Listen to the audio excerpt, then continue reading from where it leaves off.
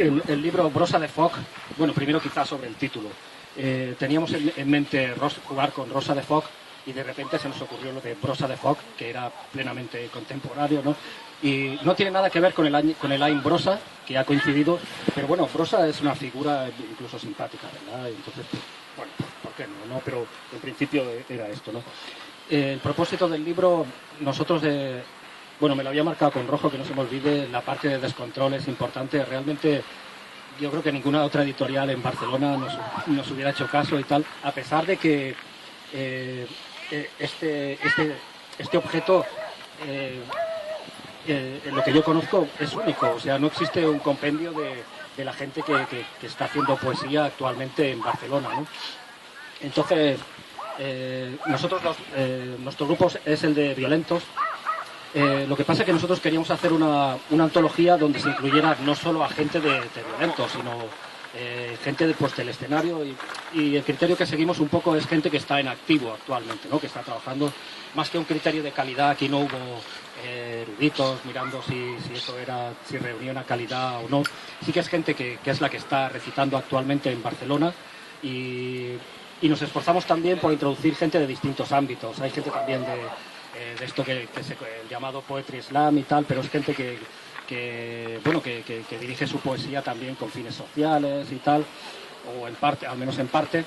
Y bueno, también hay a lo mejor alguien de la llamada poesía joven o así. En fin, es un espejo un poco, ¿no? de hasta donde hemos podido llegar. La gente ha tenido también oportunidad de presentarnos lo que hacían y tal. El criterio que hemos seguido, para mí fue muy inspirador. Un libro, no sé si lo conocéis, Poesía de Barricada, que se hizo a nivel del Estado y tal, pues así también.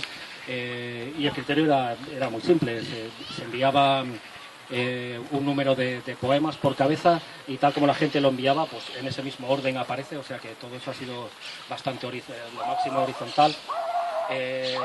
Es verdad que se ha cometido algún error, siempre quedan líneas viudas, líneas huérfanas, pero bueno, tampoco somos una ONG, entonces se ha hecho lo que se ha podido, y es verdad que si no lo intentas, pues no descubres que también suceden errores, ¿no? En la próxima tirada, pues esos errores se subsanarán, así que es una ocasión única para los fetichistas, para tener el ejemplar. ¿Qué más cosas?